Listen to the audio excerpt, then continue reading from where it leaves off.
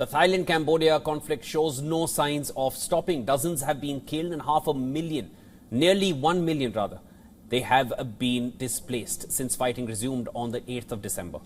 Now, the U.S. and the Association of Southeast Asian Nations have been trying hard to get another ceasefire in place, but their efforts seem to be in vain.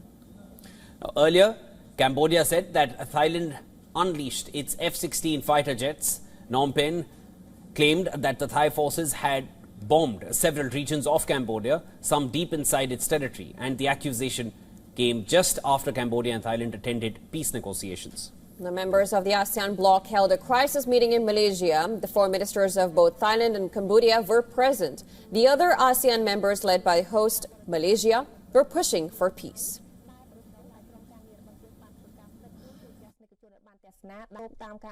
The chair urged both parties to undertake full and effective implementation of these agreements and peace accord.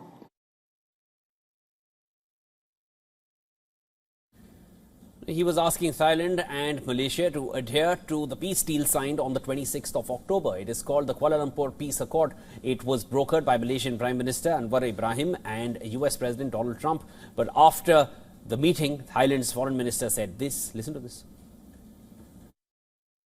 I noted that we were sometimes in a rush to do the declaration because, the United States wanted the declaration signed in time by the visit of President Trump.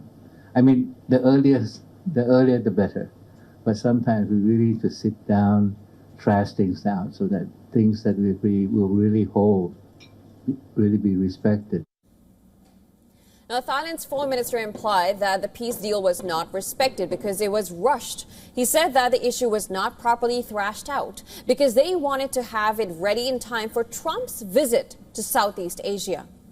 Trump keeps insisting that he has ended numerous wars or conflicts since he returned to power, but several of them have failed to hold. U.S. Secretary of State Marco Rubio was questioned about this recently, and he seemed to be on the defensive. When this fighting, for example, with Thailand and Cambodia did stop, both sides have made commitments in writing that they signed. Those commitments today are not being kept as a result of both sides claim grievances against one another. And so the work now is to bring them back to the table. At least we have something we can push them towards compliance on. But as I said, in many of these cases with peace, you sign a peace deal, there's compliance, something happens, they fall out of compliance, you got to bring them back, you got to try to push. But at least instead of negotiating something new, you're simply trying to now push people back to compliance with what they already agreed on. Now, Thailand says that its underlying issues with Cambodia were not thrashed out in the agreement brokered by Trump, but the U.S. wants to push Thailand and Cambodia back into compliance anyway. Will it be possible for the U.S. to pressure Thailand and Cambodia to agree to the rushed deal again? And even if Washington is successful, will the peace really hold, is the question that still remains.